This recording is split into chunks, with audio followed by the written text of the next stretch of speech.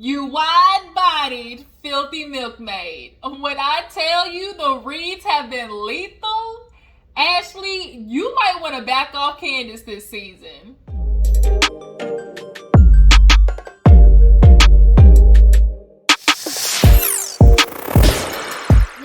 What's up, you guys? I am back and in full effect. I told you guys on my community page that I was out of town for Labor Day, so if you didn't see, that's why I'm coming to you guys late with these reviews.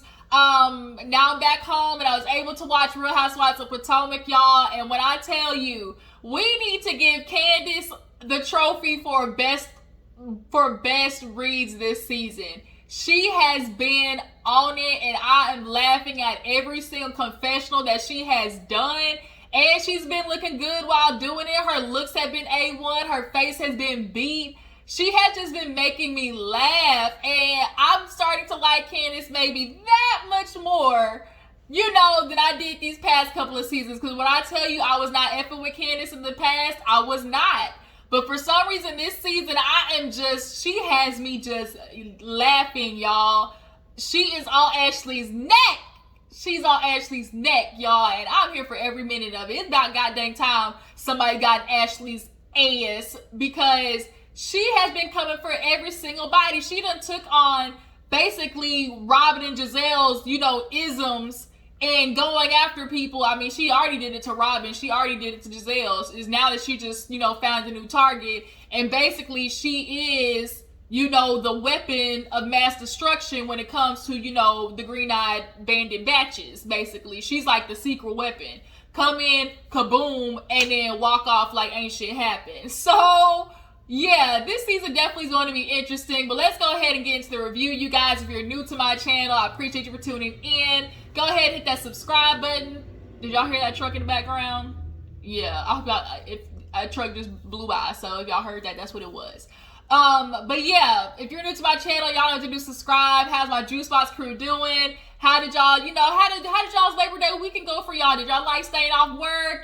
What did y'all do? Drop it in the comments to let me know. Go ahead and like this video too, you guys. We are on our way to 3,000, so let's keep pushing this channel on to 3,000, okay? So Real Housewives of Potomac. Let's go ahead and get into it. So Mia, she is getting ready to see her mom. We all know the story of her mom not being around, and she wants to, fortify that relationship with her.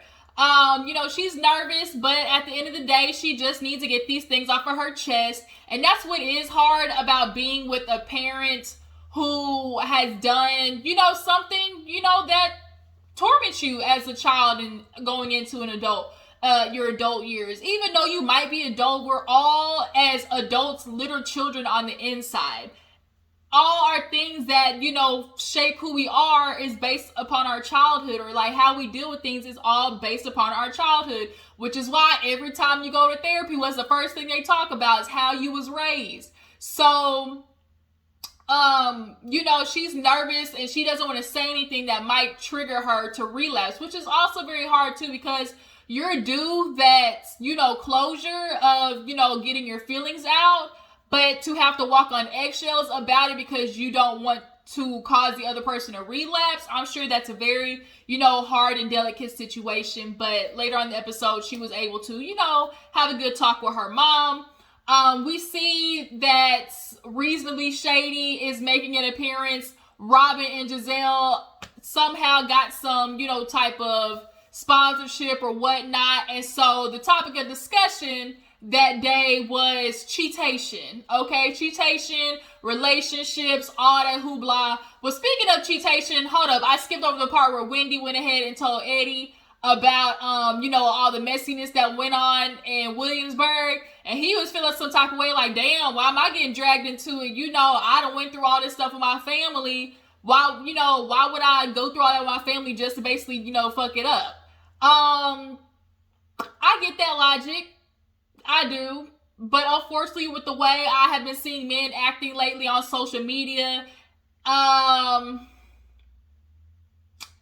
lot of you men, it's just like one of those things, like, in due time. Unfortunately, in due time.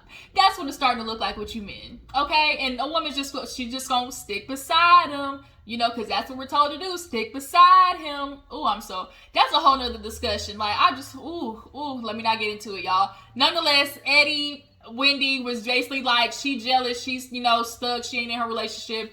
That's what it is. She'll never feel a love like this, basically.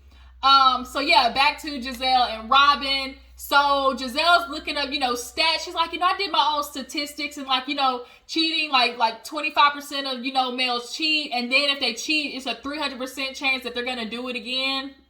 Yeah, probably. Because 9 times out of 10, when a man cheats, a woman is taking him back. It's the excuse of, I've been in here so many years. We can work through it. I'd have put in the time. Then lifestyle, obviously plays a huge part. If you live in the lifestyle of the rich and fabulous, you gonna accept the cheating because nobody wants to be cheated on and broke. Like, if you're gonna be a dumb bitch, at least be a rich dumb bitch, basically. So, men gonna cheat rich or broke. So I might as well, if I'm gonna cry somewhere, I'm gonna cry in a mansion, bitch, okay? And drink expensive alcohol to, put band-aids on my sorrows. Unfortunate, like I said. But Giselle was like, I wish somebody had told me this 2 years ago. Bitch, nobody had to tell you 2 years ago because you revealed that Jamal was a cheater, pumpkin eater. So if you knew he was cheating, and then not only that, got all these different women and babies and baby mamas, you couldn't conclude yourself like, maybe this man isn't such a good match to get back with if he cheated on me the first time. Like, what the fuck? And then Robin's like, well, my situation's a little bit different. Juan, he cheated. We got back, we divorced and got back together. Robin, first of all, can we stop saying that you and Juan divorced because you did it? Y'all might have legally the papers divorced, but that nigga was still coming in and out of your house when he wanted to. You was letting him back in. You knew he was out there doing his thing. She admitted, like, when I was young, what a lot of women do is you make excuses and you want to live, in your little fairy tale that you've created in your head. Plus you got kids. So then it's like, it's just, you come up with you come up with every sense of excuse for a reason to stay instead of realizing, bitch, you got every reason to leave. But as much as you wants to say, well, I'm older and I just know what I deserve now and I'm just not tolerating BS, but you are. You're tolerating his mediocre, his mediocre ways of being a husband. You're tolerating his mediocre ways of being a father. And I feel like sometimes women, underestimate the torture that comes with being with a man who might not be as bad as the rest of them, where you just know he's just blatantly, disrespectfully cheating, and he just blatantly, is doing something, maybe as bad as putting his hands on you. So you can kind of always put you can pull the rug over, just slide it up under the rug. But that emotional and mental turmoil is literally just as bad, where you're literally tormenting yourself trying to be with somebody, emotionally, mentally, and you're not getting anything in return. Like, bitch, you're not getting anything in return from Juan. Like, you in a relationship with him, but he not in a relationship with you. And let's be real, you two are friends with benefits at this moment. You are roommates who fuck. That's what it is. And it'd be a lot easier for both of y'all to just go ahead and go to therapy and tell the truth, which is, why is people always calling me in this damn thing? Decline. Spam call. But yeah, y'all need to go ahead and tell the truth, which is, we're staying together for the kids. Y'all are not in love with each other. I think both of you guys know that, but you don't want to say it out loud out of realizing you two are in a shitty situation. I'm pretty sure Juan has wanted to leave, but I think he feels indebted to Robin and her family, 1, and 2, I think he knows that it would tear Robin apart. Robin knows nothing else but Juan. And when that's the only thing that you know, even as bad as it is, you will stay there. And so Juan, with his fine ass, he gonna be okay. He gonna have him a new bitch in 2 months. Hell, even shorter. So he knows for Robin to see him with another woman, it would eat her alive. And I think he's just considering her feelings, knowing that she would not be okay. He gonna be okay, but she not, okay? You think she got depressed now, not getting on to wake up her kids? Let that happen when it finally does. And them getting married again would just be such a detriment, you know, like for y'all put. Anyways, I can go off on a whole rant about Robin and Juan, but nonetheless, she tolerating his bullshit. Giselle feels like, you know, in a relationship, you know, I realize, you know, I just love me more than the other person. Cool. Absolutely. You should love yourself more. You should make sure that you are emotionally, you know, mentally, spiritually, you know, physically being upheld, and you love yourself enough to make sure that that's all good before somebody else. And as much as I dislike Giselle, she is onto something when she says, if you be with a man long enough, he gonna cheat. He's gonna cheat. I have not seen a relationship yet where a man has not cheated. As she, you know, did hers. Like, if I did a survey in my head, and I think back to all my friends, my girlfriends, 100% of them are with a man that's either cheated or they either with the man or were in a relationship where they cheated and they left. So, unfortunate, ain't it? All the men in my life have cheated, from my dad to my stepdad. Both of them niggas was ain't shit, okay? My mama had to deal with my daddy having a whole ass mistress that he worked with, y'all. I literally could be on Lifetime with the story that I could tell y'all the shit that went on in my family with my ain't shit daddy, with his, you know, male ways. So I don't have a relationship with that man now. Look, I'm gonna do a video of y'all, but nonetheless, we're just women in men's world. And eventually, if you are with them long enough, I do believe they will cheat, and a woman's gonna take them back because they got the logic of Giselle. If it was just like a little one night stand, you were drunk, you know, I could deal with it. You know, and that's always gonna be the thing then. Like, oh, I accidentally got drunk and my dick accidentally fell into her pants. Like, that's always gonna be the excuse. But you know what? You like it, I love it. Whatever. Next. What happened next? Ashley Darby takes her big old forehead, wide-bodied ass over there to like this baby whisperer. The baby's tongue is tied. Michael pissed me all the way the fuck off in this scene, asking all them questions for no reason. We get it. You trying to prove that you daddy all of a sudden, you know, I'm the great dad award. You was only doing that to try to look good, Michael. It was so blatantly obvious. Like, you trying to ask these questions as if like you're this concerning father. I mean, I'm sure you love your kid, but you just like any other man out here in these streets. Let the woman take care of it. And you asking all these questions. Ain't this shit that you looked up when you first looked up the woman and you went to her? Why you asking all these, like, all her credentials I'm sure was on the page. Or I'm sure that the doctor is the one who referred you to her because she been in this damn industry 20-something years. That's all I would have said. When he said, oh, what's your best, what's your history? Sir, I've been in this industry 20 years. Period. That's it. Ain't nobody been in the industry almost 20 years who ain't shit. Who doesn't know how to do their job. Next. So Ashley and Michael are going home, and she's talking about, I just want to say thank you for being so supportive. I know we haven't, had sex in a while. It's kind of, it's a little hurt, down there. And he's like, I'm, here to support you. And, I just, you still look good. You haven't, you still look good to me. You don't look too big. Like, he basically was this is why women be struggling after they have kids, because it's like right after men be wanting them to get back to their sexy self, and it's like, nigga, I just pushed out a whole kid. Can you lay off of me for a second? And so it's all about making sure you look good for your husband. Like, oh, I need to get the snapback game. And so it's like women literally be torturing themselves so they make sure their husband, still finds them attractive. And it's like, where is the forgiveness for women? It just, men really seem like they hate women. And Ashley, I don't know why you're surprised, because that's why Michael got you. He got you to look good. He's an old ass white man with money. He needed him a woman by his side who looked good. That's what Michael views you as. A woman to be there, look good, hop on and do a full split every, week. That's your job. That's your duty. You just, was able to swindle him into, helping you procreate 2 checks. That's basically what happened. Yeah, when he said, "Oh, you still look good to me. Your weight is good," and actually, you could tell it was like, "What the fuck? Like, did you really just say that?" So moving on, Mia meets her mom, and she basically tells her, "I want a good relationship with you. As a kid, like, just help me understand."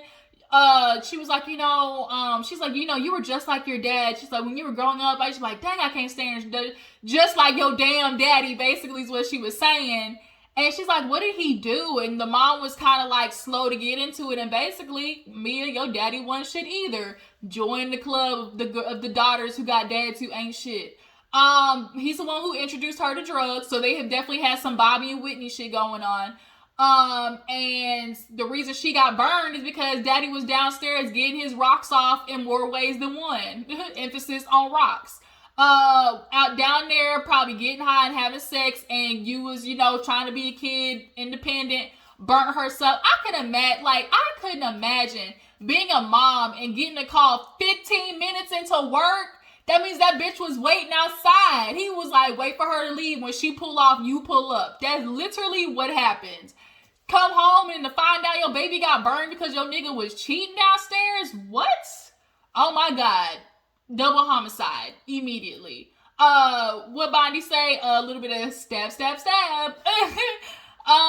And stab again. So she was like, your dad basically broke me. She was like, I threw him out, but then 3 days later realized I couldn't live without him. Like, I could not imagine that feeling of like loving somebody so much that you take them back for the little pieces of them that you love, but the rest of them is to a detriment to you. Like, I've loved somebody, but I've never been in love to the point where it hurts. And honestly, I don't think I want that. I just don't think I do. Like, the idea of loving somebody so much that I completely forget about taking care of myself. That idea is so crazy to me. Like, it is. I want to do a video on that. Okay, sidebar. But yeah, so her and the mom are conversating. She's happy that they're talking and stuff like that, drinking a little bit of limoncello, and they just agree to try to build their future together, or like their relationship together. Another person trying to build, Robin. Why are you talking to your goddamn 8-year-old son about your issues and your problems like he was your therapist? Well, Carter, how I don't wake you up in the morning, how mommy's always tired and I'm not productive. I'm thinking in my head, ain't this a conversation you supposed to be having with Juan? Like, and so she's like, I just don't have my life together. And the son was like, you ain't got your life together? Like, man, why are you telling your son that I'm barely keeping you alive, son? That's what's happening. Like, so yeah, she signs up for a life coach, and hopefully Robin will get her shit together, period. Mia and Wendy go over to help Karen choose a wedding dress. This venue definitely looks real industrial on the outside, but on the inside, it was immaculate. It was beautiful. And you see Ray, Karen's like, yeah, we're gonna walk down the stairs. Ray looked at her like, bitch, do you not know I am old and decrepit? Ray is 1 foot on a banana peel, and you talking about walking down that whole last flight of stairs? Bitch, he could bust a hip on your wedding day and that be it. Call it quits. Like, girl, don't you do that to Ray. You gotta understand, you are 20, damn near 15 years younger than that man, okay? He might be able to walk up them bitches, but coming down, that's a slippery slope. But she's looking for 2 dresses. And she tried on these dresses that were pretty. The other one with the ruffles was ugly as fuck. But they saying the same thing as me. Like, you getting a dress and like, you talking about, you want to dance and move. But bitch, you can't even dance and move. Like, you need something light. Maybe a jumper, like something. So Mia was like, well, I got invited to Robin's birthday. And I noticed that you 2 guys weren't invited. And Wendy's like, I wouldn't figure I'd be invited. And Karen, she's just like, okay. We all know who Giselle was in Williamsburg. That revealed a lot. Basically, she passed the message through Mia. Tell Giselle, that I'll accept any apology that means, saying sorry in reference to Ray. Karen, I love you, boo-boo, but I'm going to need you to lay off this, you wish death on Ray. She did not. Period. The one that you're mad about, the first one, she did not wish death. Now, the second one, she was being an asshole. But that first one, of all the things that you could be mad at with Giselle and for her to apologize, that's the one you picked? Ma'am, I'm going to need you to do better. So then they start talking about obviously Williamsburg and Giselle's situation and her relationship. Like, it's just kind of like these bitches like Giselle got issues, and she might be, just hurting because she ain't never had no relationship like nobody where they've been in love like that. So, a scene with Chris and Candace. So Chris and Candace are sitting down, she's doing her laptop about her masters or whatever, and they start talking about, or Candace fills him in on Williamsburg and Giselle being messy, talking about, oh, you ride on my coattail, and he kind of was like, he like scoffed at it and was like, well, you helped me, like you were a waitress for me when I needed help and showed support, so, I'm just doing that for you, but she wouldn't know nothing about that. So Candace like, if this bitch don't get off my ebony and ivory magic love train, like, stay over there with your I am a woman scorned mess. So they end up talking about like her doing the music video and things like that. Ultimately, there is going to come a point where they do cross that bridge where it is starting to feel like, okay, Candace, you dragging him along as much as you don't want to admit it. You're going to get to a point where it feels like that, especially if his ass ain't working because he's constantly got to worry about you. So let's go ahead and talk about that. They went out to eat and she started talking about how you're not going to be there at the set. How are you going to be my manager? You're not there. And he's like, Candace, I told you're like the choreographer, the video director. Like I told everybody everything. They know what their assignment is. I filled them in. I'm only going to be gone for literally 2 scenes. Well, I need you there for everything. And it's like, Candace, you want to sit there and talk about, oh, everything falls on you. Well, then, bitch, fill yourself in on the itinerary so you know what's going on. Like, I'm just trying to understand. This is why I be confused sometimes. Like, Candace sometimes be a grown woman and other times she revert back to being a whole-ass child. Like, ma'am, you really acting like you can't figure out your own itinerary and, like, not, like, if something messes up, it's called deductive reasoning. It's called, coming up with a hypothesis. It's coming up with, oh, can I figure out how to, fix conflict? You a grown-ass woman. You telling me you can't figure that out by yourself? And you need Chris to be there for your every move? Like, there's a lot of managers who manage a lot of celebrities. You think they're there for everything? No, they tell the person, okay, I got this, and this set up for you. I got so-and-so helping you with it. Boom, I see you when I see you. And then on top of that, you ain't paying the nigga, and at least he still got work. We all sitting there thinking like he over there jobless, homeless, and destitute, and he's still working. Ma'am, like he said, unless you paying me, bitch, I need to go make my money. And I think that's like the only child in Candace where it's like everything is always about her. And she did that shit the first season where he had to check her in the bathroom when he was like, you being a brat, and she damn near cried a whole river. You called me a brat. You know I can't stand that word. Like, bitch, you are a brat. Like, you trying to tell me to hold your purse while you going to the bathroom, take the shit with you. Like, this is going to be a recurring thing with them. It is. But she's like, you better check your attitude, bro. I cuss you the out. So he gets up like, well, you better find somebody because I'm sitting here doing this shit for free and I want to go golf. I need to go golf and get this stress out so I can come back and deal with your old spiteful ass, and spoiled ass when we get home. So they get in the car. She's like, why are you sitting there acting like he said that wouldn't be nothing new before? Like, at all. So did I miss anything for the party? No. So it's time for the party. Everybody's showing up. Y'all, I freaking love Escala. I really do. I feel like Escala figured out a way to meld herself into the group without being that new bitch that's like Mia, where it's like it's so blatantly obvious that you're trying to like befriend both sides and you like trying to be liked by this side, so you coming up with lies like Escala has interwoven herself into this group, probably one of the best I've seen as far as Housewives go. But they all show up looking real nice, and Candace, when she said Ashley came to Williamsburg with her big old forehead, and Chris was like, stop being mean. She's like, well, I ain't telling the truth. That bitch messy and I don't like her. What I can't appreciate about Candace is it's not none of that fluff. It's, I don't like that bitch, period. I don't like her. I'm never going to like her or her nasty ass pedophile husband, period. And then Michael's a predator. Why are we sitting here like, no. I can appreciate that Candace is just simply, I don't like that hoe. End of discussion. But everybody shows up. Robin showed up an absolute hot mess. Robin, Rachel Dolezal. Dixon, okay? Fix it. Okay? Fix it. Giselle actually looked way better than you. Giselle's outfit was like at least something, but Robin, you came in looking like a old ass vintage rustic garage sale. Oh, I found this in my basement. I'm gonna put it out for sale. Globe, like disco ball. What the fuck was that outfit?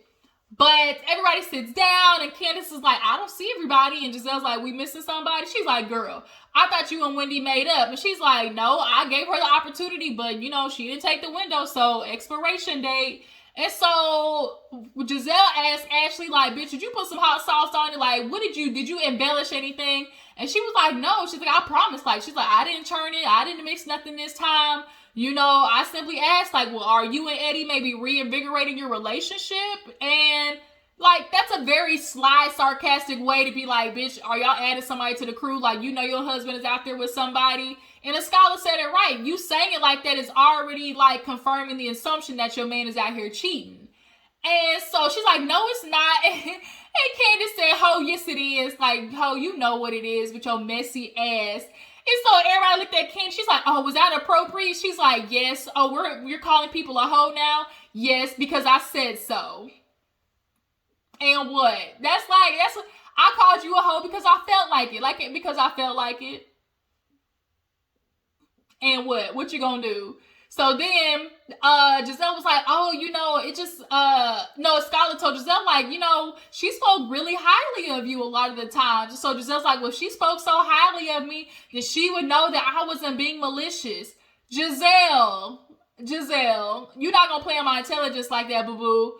Like you tried to sit there and say in the podcast, oh, I was trying to help a friend out, but, she got offended. If she was really your friend, like, why did you send Ashley in? Why didn't you have the discussion with Wendy? That's what you really do when you're somebody's friend. You have the discussion with them, right? Right. Okay, that's what I thought.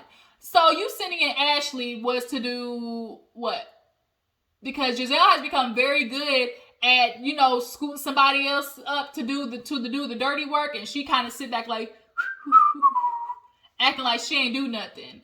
But Candace was like, that bitch was being messy. You came in, dropped the bomb, grabbed your breast milk, and left. And so Ashley's like, Candace, you don't know what you're talking about. She said, you brought your wide-bodied ass. Oh, I'm wide now? I was like, it was so good, y'all. And Ashley had nothing else. She didn't have a comeback, so the only thing she could stick with is, oh, you're body shaming me now? She said, girl, I ain't body shaming you. When you walked in, it was body shaming. I was like, shots fired. Like, this shit was hilarious, y'all. Giselle was like, no, not wide body. And it's like, here come the damn body shame police. Oh my God, Candace is body shaming. She just had kids. And it's like, y'all, can we stop making things fit into a thing? Like, can a read just be a read? And first of all these bitches that said something, if not the same, but worse on Real Housewives, and y'all don't be saying shit. So I'm gonna need y'all to take the foot off the gas with that one. With her wide body, big forehead, filthy MILKMAID mattress and a mule ass for this old ass white Grim Reaper, the crepe keeper, with his over there looking like the night before Christmas, the night before Halloween with his old Skeletor looking ass. Ashley, you don't want none. If you wanted, you can get it. Let me know. Okay. That shit was hilarious, y'all. And it said to be continued. Everybody was just sitting there looking like, not wide-bodied. And Ashley, she gonna stick with it. She was body shaming me. She was really body shaming me. Ashley, you done said some worse shit than that. So, girl, quit putting 20 on 10. You just wasn't ready to get that business, period. But next episode, I think is when we see what happens next episode. I think it's when we see, all of them go out, and Giselle talks about how hurt she was, how Karen should apologize and stuff like that. So we're going to see how that plays out. But how are you guys liking Real Housewives of Potomac this season? How are you guys liking Escala and Mia? Which one do you like the most? And just kind of tell me, who you really feeling the most this season. Who should go? Drop it in the comments. I will see you guys next time. Deuces.